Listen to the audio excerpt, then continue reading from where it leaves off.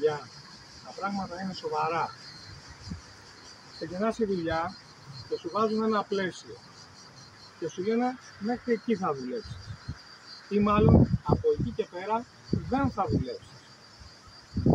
Προσπαθείς να εκπροσωπήσεις τον κλάδο σου, παρακάμπτοντας ένα σύστημα. Αυτό που λέμε κλαδική εκπροσώπηση, συνδικαλισμούς, όμως εκεί βλέπεις ότι δεν υπάρχει ένα σύστημα, αλλά πολλά συστήματα. Και προσπαθείς να ελιχθείς ανάμεσα σε αυτά και να κάνεις ό,τι καλύτερο γίνεται. Συνεχίζεις γυρνώντας πίσω, αφού κάνεις μια πορεία στη δουλειά σου, να προσφέρεις στον τόπο σου, στο μέρος σου, μέσα από την τοπική αυτοδιοίκηση.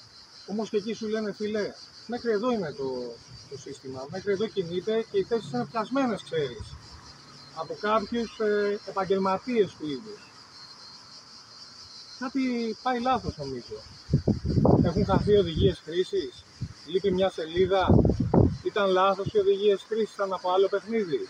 Εσύ τώρα κάθεσαι σπίτι σου, που είσαι νέος, σαν και εμένα, και θες να προσφέρεις, θες να αλλάξεις το σύστημα. Πώς όμως, απ' έξω ή από μέσα? Αυτά τα όργανα δεν κινούνται μόνα τους, πρέπει να ανέβουμε πάνω, να τα κινήσουμε εμείς. Αν λοιπόν ρίχνεις πετραδάκια στο άρμα που λέγεται εξουσία και ανάθεμα και δεν μπεις μέσα από αυτό να το αλλάξεις, εκ των έσω που λέγανε οι πρόγονοί μας οι αρχαίοι, τότε δεν θα αλλάξει ποτέ το σύστημα, θα είναι οι ίδιοι άνθρωποι. Εδώ λοιπόν έχουμε μια ευκαιρία.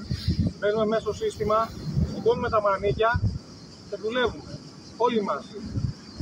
Τεχνοκράτες, άνθρωποι της πιάτσας, νέοι, λίγο παλιότεροι με εμπειρία, για να φτιάξουμε όλα αυτά τα πράγματα, να γεμίσουν τα όργανα, να έχουν τα παιδιά μας. Εσύ να δώσεις τη δύναμη σε αυτούς αγγελμένα, σε αυτούς που εσύ θα επιλέξεις, να τα κάνουν πράξη αυτά. Σένα βασίζουμε, και τον Δημήτρη Μάρκου, ο Σύμμαχος, ο Συγγένουμε μαζί, και εμένα δίπλα του, τον Δημήτρη Αποστολόπουλο, ο Δήμος Πάτων Αρτέμιδας, να κάνουμε τη διαφορά. Όλοι μαζί μπορούμε.